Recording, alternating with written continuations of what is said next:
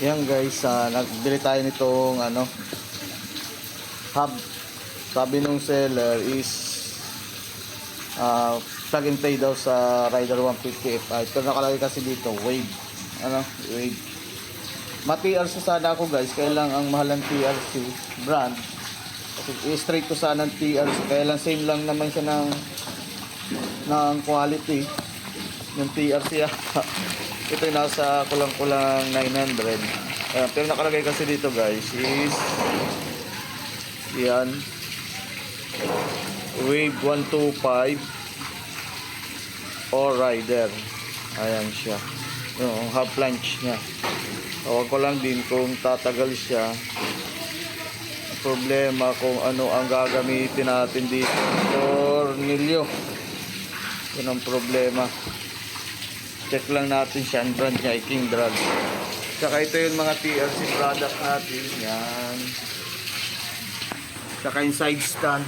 Doon wala tayo ginawa dito. Ang problema dito is matabas ka nito. Kung makabit kayo ng TRC na side stand. Yan. Madalas na ma-plug and play naman. Tapos pagdating dito siya guys is dito sa clutch holder, plug and play yan, wala diyang problema. Saka dito plug and play din siya. Pagdating dito, hindi siya dito plug and play kasi yung gasket nito kailangan mong katin. Kasi mayroon pa siyang sa gitna, wala namang problema kung tatabasan niyo yung gasket niya. Yun man lang, no-tay ko lang siya mag-straight sa ng TRC. Ang problema yung clutch hub ng TRC sobrang mahal. Ayan. Antayin natin ikabit ito. Tawag natin dito itong hub. Hindi ko na ipapakita guys sa pagkabit para makabilo tayo at wala man tayo tagahawak ng phone. Kaya natin kung plug and play niya siya talaga. Video ko ulit pag nakakabit na siya. Yan guys, kabit ko na ito. Itong lalagyan ko na lang siya ng bearing. Hindi siya guys plug and play. Yan, butog yung seller. Dito kailangan mong magtabas ng mga 2 mm. Kaya babawasan mo siya ng 2 mm. Hindi naman yan kita yung mga gas-gasnet, nasa loob naman yan. Tapos dito sa kailangan mo palit ng tornilyo. Yan, kasi yung stock baga pinapasok, ito talaga tornilyo galing sa yan ay lahat ay stainless. Yan. Then pagdating dito guys sa rubber damper sa ipay kasi may umbok pa siya dito.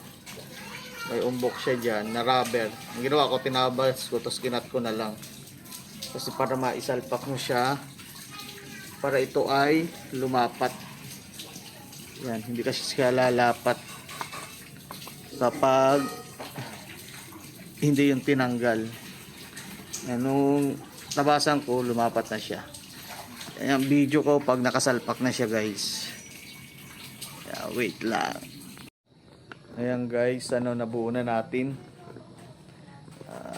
Kabit ko na yung planche na pang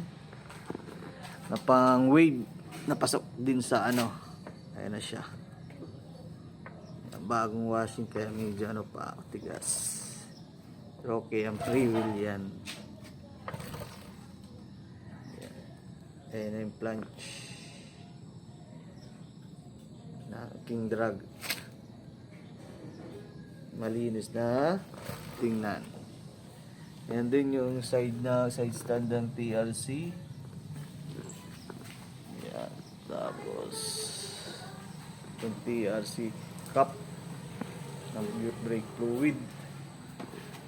And then ito. Yan. Sulit na.